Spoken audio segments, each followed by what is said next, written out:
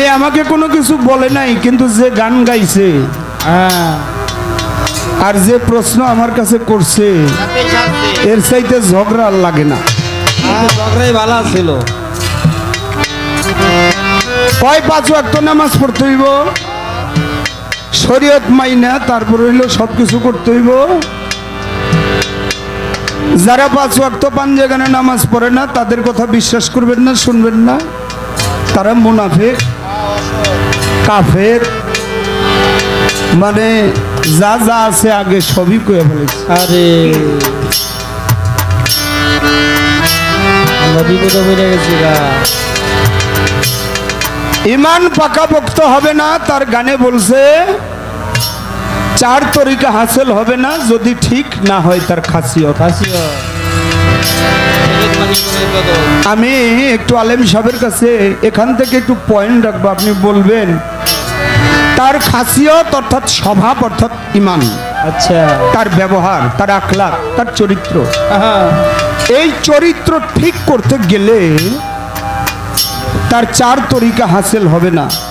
এই জায়গার ভিতরে, এই কথাটুকুর ভিতরে আপনার শরীয়তটা কোন জায়গায় নাকি বাবা? আখলাক আমার চরিত্র, চরিত্র ঠিক হইতে হইলে আমাকে তো মানুষ হইতে হবে। মানুষ তো হইল আগে প্রাধান্য। আমি মায়ের কোলে জন্ম নিয়েছি, আমার বাবার গঞ্জে মুক্তিতে ছিলাম, আমার বাবার মস্তকে ছিলাম, আমার বাবার বাবা আমার দাদা আমার বাবাকে এবং মাকে দুইজনকে বিয়েতে আবদ্ধ করে যখন বাসর ঘরে দিয়েছে, রতিরণের রণাঙ্গনে যখন গিয়েছে, তখন বাবার মণিবিন্দু হইতে মস্তক হইতে 1 ফোঁটা বীজ মায়ের ডিম্বকোষে ঢেলে দিল। সেখানে আমি 1 ফোঁটা বিজল, 2য় মাসে রক্ত, 3য় মাসে মাংস, 4র্থ মাসে দেহ, 5ম মাসে এই দেহের ভিতরে আত্মা আসে। 10 মাস 10 দিন পরে আমি রজ্জবদন দুনিয়ার ভিতরে আসছি। আমার মা বাবার দায়িত্ব শেষ, আমারে এই পৃথিবীতে আনলো বাবা। আনার পরে আমার হাত পা চোখ কান নাসিকা ত্বক বাত জিহ্বা গুর্জ লিঙ্গ 10টা শক্তি আল্লাহ দিয়া একটা মানবের অবকাঠামো দিয়ে এই দুনিয়ার ভিতরে পাঠাইছে। এখন আমার প্রকৃত মানুষ বানাইব কে? স্কুলে পড়ে প্রাইমারি থেকে হাই স্কুল থেকে কলেজ, কলেজ থেকে ভার্সিটি, ভার্সিটি থেকে আপনি ডিগ্রি অর্জন করার জন্য আপনি লন্ডন গেলেন, কানাডা গেলেন, আমেরিকা গেলেন, আপনি পড়ালেখা শিক্ষিত হয়ে আপনি একজন উকিল হইলেন, ব্যারিস্টার হইলেন, বড় ডাক্তার হইলেন। বাবা, পৃথিবীর এমন কোন ভার্সিটি আছে যেই ভার্সিটিতে পড়লে একজন জিন্দা সহজ হয়? কোন ভার্সিটি যেই ভার্সিটিতে পড়লে একজন খাজা বাবা হওয়া যায়, একজন বড় বীর হওয়া যায়, একজন শালি বাবা হওয়া যায়? আপনি তো শিক্ষিত হইলেন বাবা, আলেম সাহেব, আপনি শরীয়ত করবেন ঠিক আছে, কিন্তু আমারে যে এইভাবে বাই ফোর্স আপনি একবারে তাগিদ দিতেছেন, আপনি শরীয়ত না করলে আপনি মুনাফিক, শরীয়ত না করলে পাঞ্জাগানে নামাজ না পড়লে সে কাফের, আপনি ডাইরেক্টলি এইভাবে বলতে পারেন না। আপনি কি জানেন না, যদি কেউ কাফের না হয় তাকে যদি কাফের বলা হয়, উল্টা কাফের তার উপরে পড়ে যায়। আপনি একটু আগে বলেন আপনি মুসলমান হয়েছেন নি? আপনি মুসলমান হয়েছেন নি? আপনি শরীয়ত করবেন এটা হলো পরে, আগে মুসলমান হয়েছেন নি সেইটা আগে আপনি বলেন। বাবা পরে একটা গান গাইছে, আমি গানটার জন্য অনেক ধন্যবাদ জানাই। আচ্ছা, মুক্তা সরকারকে বুদ্ধি করে এত সুন্দর একটা গান গাইছে, আমাকে 2টা কথা বলার সুযোগ দেওয়ার জন্য। কি ইয়া মোহাম্মদ মুস্তাফা নবী সাল্লেওয়ালা, এই গানের ভিতরে একটা অন্তর হইল নবী আদম শফির বাবা, নবী আমার কাবার কাবা কাবা। বলছে না কথাটা? আপনার শরীয়তের কাবা হইল ওই যে মক্কা শরীফ, হেরেম শরীফ। এখন আপনি যে কইলেন নবী হইল আমার কাবার কাবা, এই কথাটুক বলাতে আপনার শরীয়তটা কতটুকু রয়েছে এইটা আমার প্রশ্ন। কি বাবা, আপনার কাবা হইল ওইখানে যেখানে মানুষ মানুষ হজ করতে যায় আর মুখে ধরি দেয় লাব্বাইকা আল্লাহুম্মা লাব্বাইকা লাব্বাইকা লা শারীকা লাকা লাব্বাইকা ইন্নাল হামদা ওয়ান নিমাতা লাকা ওয়াল মুলক লা শারীকা লাকা। এই কথাটুক বলছেন আপনার কাবার কাবা যে আপনার শরীয়তটা কতটুক রয়েছে ও এইটাই বোঝার বিষয়। শোনেন, আমার মারফত হইল গুপ্ত রহস্য, গোপন রহস্য। এই গোপন রহস্যটা শিলার ভেদ।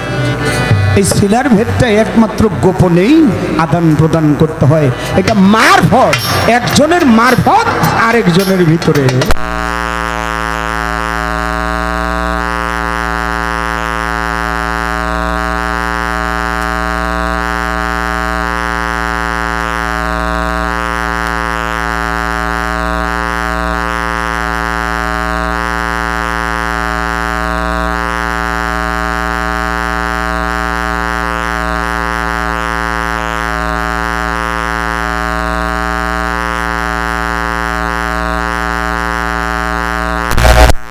পাক পাঞ্জাতন মানেন, পাক পাঞ্জাতন পড়তে হবে। পাক পাঞ্জাতন না পড়লে আপনি বেঈমান হয়ে যাবেন। বাবা আপনার আমি একটা কথা কই, নামাজ হইল বেহেশতের চাবি আপনি বলছেন, এটা ভালো বলছেন আপনার কথায়, এটা অনেক সুন্দর কথা। নামাজ যদি বেহেশতের চাবি হয় তো আপনি একটু বলবেন তালাটা কিসের? নামাজ যদি বেহেশতের চাবি হয় তো চাবি দিয়ে তালা খুলবো না, তালাটা কিসের? আপনারা 5 ওয়াক্ত নামাজ নিয়ে আছেন, আমার মারফতে যারা আছি আমরা নামাজের মালিক যে তারে লইয়া আছি। আমার ওই 5 ওয়াক্ত নামাজের ভিতরে ডাইকেন না, ওইটা আমার জন্য প্রযোজ্য না। কারণ হইল আমার প্রতি অঙ্গে প্রতি কর্মে হইল সালাত। সালাত শুধু 5 ওয়াক্ত নামাজের ভিতরে সীমাবদ্ধ না বাবা, প্রত্যেকটি কর্মের উপরে সালাত, প্রত্যেকটি কর্মের উপরেই সালাত। আপনি শোনেন, আমার সাধক রজ্জব চান বলেছে, বসে ধ্যানে দিলের টানে দূরের বস্তু সামনে কর, চোখে দেখে শুনে দিল হুজুরি নামাজ। কাবা অর্থ সুন্দর বস্তু, কেবলা অর্থ সামনে কর, ও তোর হুজুরে হাজির হইলে দেখবি নামাজ কি সুন্দর। আত্মা হিয়াতু করে তুই আত্মাকে আহুতি কর, আত্মাই শান্তি পাবি মুক্তি পূর্ণ নামাজ হলে তোর। এই পূর্ণ নামাজ, পূর্ণ সালাদটা কি এইটা আপনার জানতে হবে। আপনার এই হাত প্রতিষ্ঠিত করতে হবে আগে, এই হাতের সালাত আছে। আপনার চোখ প্রতিষ্ঠিত করতে হবে, এই চোখের সালাত আছে। আপনার মুখ প্রতিষ্ঠিত করতে হবে, এই মুখের সালাত আছে। আপনার কান প্রতিষ্ঠিত করতে হবে, এই কানের সালাত আছে। আপনার পায়ের সালাত আছে বাবা, সম্পূর্ণ অঙ্গ প্রত্যঙ্গের প্রত্যেকটা সালাম। এই জন্য আপনার হাতের কর্মকে, হাতের কর্মটাই সালাত। আপনার চোখের কর্ম কি? কর্মটাই হলো সালাত বাবা। একটা গান আমি আমার সাধক রজ্জব চান্দের আগে রাখি, তারপরে দেখা যাক কি করা যায়। আরে অচিনারে চিনতে হলে রে চলো যাই চীনা লোকের সামনে, আল্লাহর আশিকান বসো ওলি আল্লাহর ধ্যানে, করা যাবি যদি মাসুক রূপ দর্শনে, আল্লাহর আশিকান বসো ওলি আল্লাহর ধ্যানে।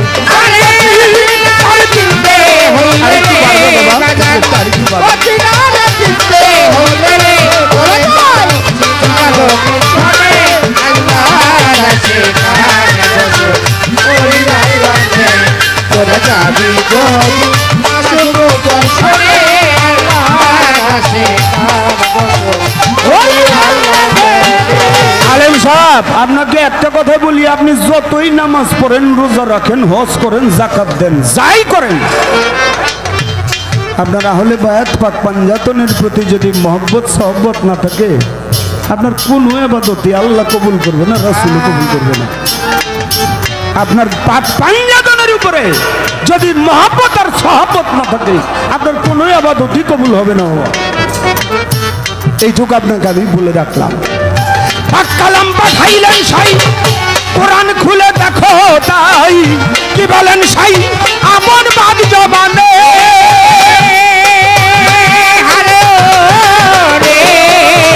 পাক কালাম পাঠাইলেন সাই, কোরআন খুলে দেখো তাই, কি বলেন সাই এমন কাজে জমানে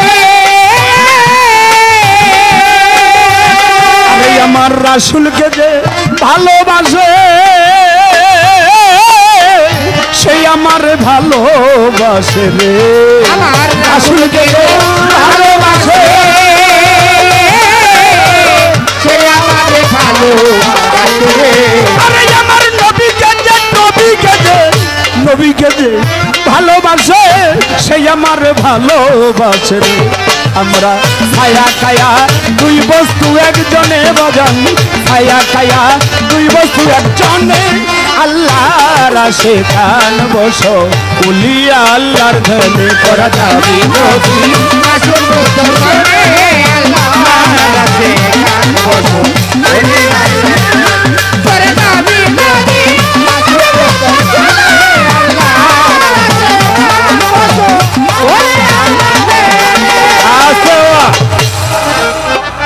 মাওলা আলী আর আমার দোয়েল নবী রাস্তা দিয়ে যায়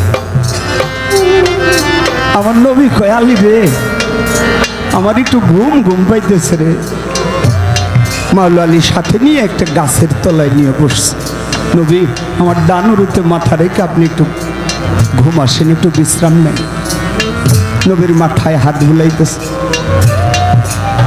এদিক দিয়ে নামাজের ওয়াক্ত হয়ে গেছে আজান দিছে বিল্লাল মসজিদে মুসল্লিরা নামাজ পড়তেছে নামাজ শেষ করে রাস্তা দিয়ে যায় ওই রাস্তার পাশ দিয়া দেখে মাওলা আলী বসে রয়েছে ডাক দেয় ও আলী নামাজ তো পড়লাম না তুমি তোমার মসজিদে দেখলাম না নবীরেও দেখলাম না তোমার নামাজটা কাজা হয়ে গেল তুমি কেন পড়তে গেল না মাওলা আলী ডাক দিয়ে কয় তোমরা যেই নামাজ পড়তে যাইতেছো যার নামাজ পড়ছো তোমরা আমি তো সেই নামাজ নিয়েই বসে রয়েছি আমি যার জন্য নামাজ পড়ছবো ওই নামাজ নিয়েই তো আমি বসে রয়েছি আমি আবার কোন নামাজ পড়তে যাব বাবা আমার রসুলের মহব্বত সাহাব্বত তোমার হৃদয়ের ভিতরে আমি রজ্জবদন এই পাপী মুখে বলে গেলাম তুমি জীবনে নামাজ পড়ো নাই তুমি রোজা রাখো নাই হজ করো নাই যাকাত দাও নাই কিন্তু তোমার হৃদয়ের ভিতরে ছিল আহলে বায়াতের মাওলা তোমাকে পার করে দিত আর তুমি 5 ওয়াক্ত নামাজ পড়ছো রোজা রাখছো হজ করছো যাকাত দিছো কিন্তু আহলে বায়াত পাক পাঞ্জতনের মহব্বত তোমার হৃদয়ের ভিতরে ছিল না নির্ঘাত তুমি জান্নাতে যাইতে পারবে নবীজির হাদিসে কই কথা সত্য মিথ্যারে নয় হয় না পরিচয় উসিলা বিহনে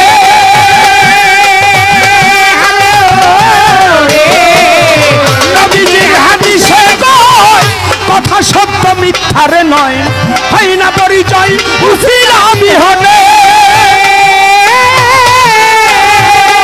আমার জিন্দা সারে যে মানিবে নিশ্চয় সেই আমারে পাবে রে জিন্দা সারে যে মানিবে নিশ্চয় সে আমারে পাবে রে একজন নাইবে রাসূল পীর মুর্শিদ যে মানিবে নিশ্চয় সেই আমারে পাবে রে আমি সুপারিশ তার হাসর ময়দানে বাবা সুপারিশ তার হাসর জানে আল্লাহর আশিকান বসো উলিয়া আল্লাহর ভেলে করা যাবে নবী রাসূল মুস্তাফা আল্লাহর রাসে করে যাবি নবী রাসূল মুস্তাফা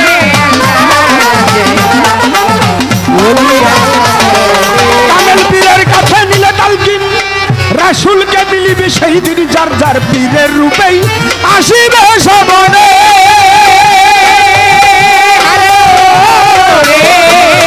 পীরের কাছে নিলে তালকিন রাসূলকে মিলিবে সেই দিন যার যার পীরের রূপেই আসিবে সবরে পীরের রূপ নয়নে রাখো হৃদ কপটে ছবি আঁকো গো পীরের রূপ নয়নে রাখো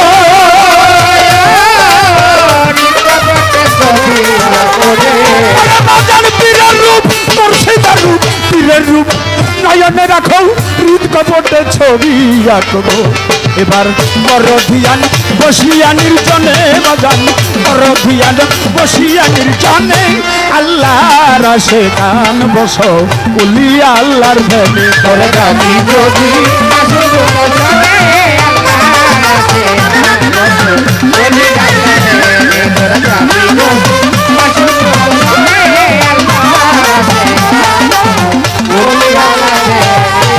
আল্লাহর ওলিয়া সেকান দয়াল বাবা কাদির জান কর ধ্যান সজল নয়নে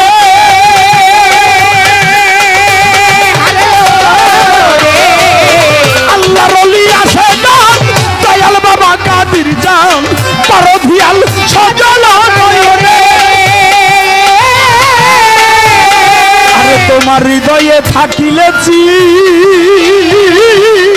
মিলিবে নিদানের দিন গো হৃদয়ে থাকিলেছি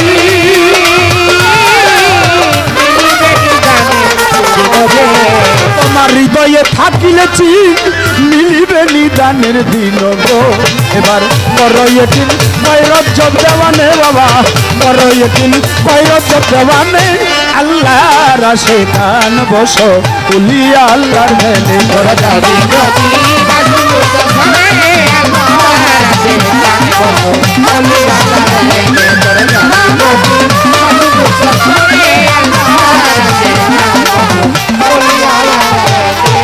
নীরবতা পালন করেন পায়ে ধরে জানাই যেইভাবে প্রশ্ন করে জবাব দিতে চাই আপনার নামাজটা কি মারফত এই যে আমি বলে গেলাম আমার প্রত্যেকটি অঙ্গ প্রত্যঙ্গের কর্মসিদ্ধ নামাজ সালাত প্রত্যেকটি কর্মেই আমার সালাত সেটাকে প্রতিষ্ঠিত করা সালাত পড়ার বিষয় না এটা কায়েম করার বিষয় ওইটার ভিতরে নিজে প্রতিষ্ঠিত হওয়া নিজে প্রতিষ্ঠিত যখন হতে পারবে বাবা প্রথমে হইতে হবে একজন মানুষ সেই মানুষ গড়ার কারিগর হইল পীর মুর্শিদ যেমন একখণ্ড স্বর্ণ আপনি যখন কামারের ঘরে নিয়ে দিবেন স্বর্ণকারের কাছে নিয়ে দিবেন স্বর্ণকার ওটাকে ভালোভাবে অলঙ্কৃত করে একটা ভালো চেন না হয় গলার হার একটা আংটি বানায় দেয় তেমনি তদ্রুপ মা বাবা আমার আল্লাহ 10টা ইন্দ্রিয় দিয়ে মা বাবার 4-8 মিলে 18টা চিজ দিয়ে এই দুনিয়ার ভিতরে পাঠায় দেয় অলঙ্কৃত খাঁটি পিটাইয়া পাঠায় অলঙ্কৃত করে একজন খাঁটি মানুষ বানায় দেয় আমার মুর্শিদ মোকামেল তখন আমি হয়ে যাব মানুষ এই জন্য সাইজি বলছে মানুষ বুঝলেই সোনার মানুষ মানুষ ছাড়া খেপারে তুই মূল হারাবি মানুষ বুঝলেই একজন মানুষ হ্যাঁ যখন একজন মানুষ হয় মানুষ হওয়ার পরে তার ভিতরে দায়িত্ব বেড়ে যায় তখন সে হয়ে যায় একজন ইনসান যখন তার ইনসাফটা বেড়ে যায় যখন ইনসাফের কাতার হয়ে যায় তার ভিতরে বিবেকের ইনসাফ যখন ভিতরে জেগে যায় তখন সে হয়ে যায় ইনসান বলি তাই সবাই ইনসান সবাই হইতে পারে না ইনসান সবাই হইতে পারে না লক্ষ্য করেন তাই এখন সবাই হইতে পারে না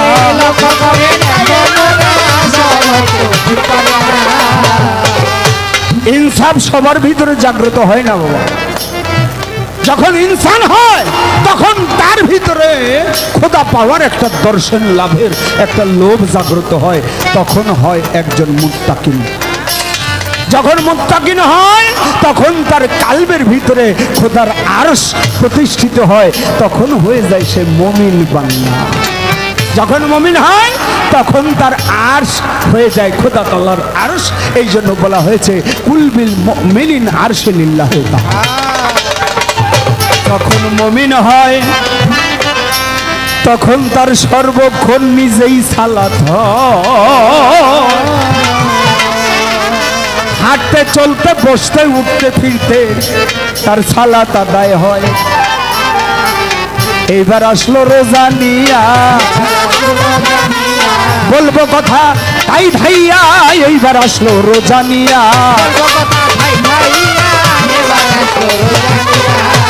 রোজা কি আসলে এখন বর্তমানে বাবা মিডিয়ার যুগ, অনেক কথা জানিও না, আবার কিছু কথা জানলেও আবার ভিতরে থেকে বাধা আসে। কারণ আপনারা জানেন আপনাদের এলাকারই একজন লোক শিল্পী একটা কথা বললে, যদি ওই কথাটা বললে তার বাংলাদেশে একটা পরিচিত শিল্পী হয়ে গেছে, কিন্তু তার সাজা তো ভোগ করতেছে নাকি বাবা? এমনিতেই আমরা এখন বড় বিকায়দায় আছি। তারপরেও আমরা যদি বলিও মিডিয়া যারা আছে যে ভাই একটু কাইটা সাইডটা, এরা কাইটা সাইডটা করবো না, কাইটা সাইডটা যেটা আকর্ষণীয় কথা ওইটাই দিব আগে। ভিউজ বাড়বো। আপনার রোজা কি? আপনি 30টা রোজা রাখেন, 5 ওয়াক্ত নামাজ পড়েন, হজে যান। আমাদের রোজা ওই যে নির্ধারিত করা কোনো রোজা না, 30টাই রাখতে হইব, 35টা রাখতে হইব, 36টা রাখতে হইব। রোজা সেহরির সময় খাইতে হইব, আবার ইফতারির সময় খুলতে হইব। আমার খাজা বাবা মঈনুদ্দিন চিশতি হাসান সঞ্জরি তিনি একটানা সারা জীবন, যেদিন থেকে তিনি বুঝছে যে আমার একটু আহার, আমার একটু নিদ্রা, এই জিনিসটা তার ভিতরে যেদিন থেকে বুঝ শক্তি আসছে, সেদিন থেকে তিনি মৃত্যুর আগের দিন পর্যন্ত, পৃথিবীর ত্যাগের আগের দিন পর্যন্ত তিনি রোজা ছাড়ে নাই। কি রোজা? আমার খাজাও বলছে আমি পৃথিবী থেকে ত্যাগ করার আগ পর্যন্ত আমি রোজা রেখে গেলাম। হে কুতুব, তার ভক্ত কুতুব রে, পারলে এই রোজা রাখিস। আমার দাদা রজ্জব চান এক ভক্তের বাড়ি যায়, রোজার মাস ছিল তখন, বলতেছি সবাই, যাইয়া বলে তৃষ্ণা লাগছে রে বাবা, 1 গ্লাস পানি দে আনিয়া। আমার রজ্জব চান কয় বাবা হাইটা হাইটা আসতে আসতে আমার পানির তৃষ্ণা লাগছে বাবা, আমার 1 গ্লাস পানি।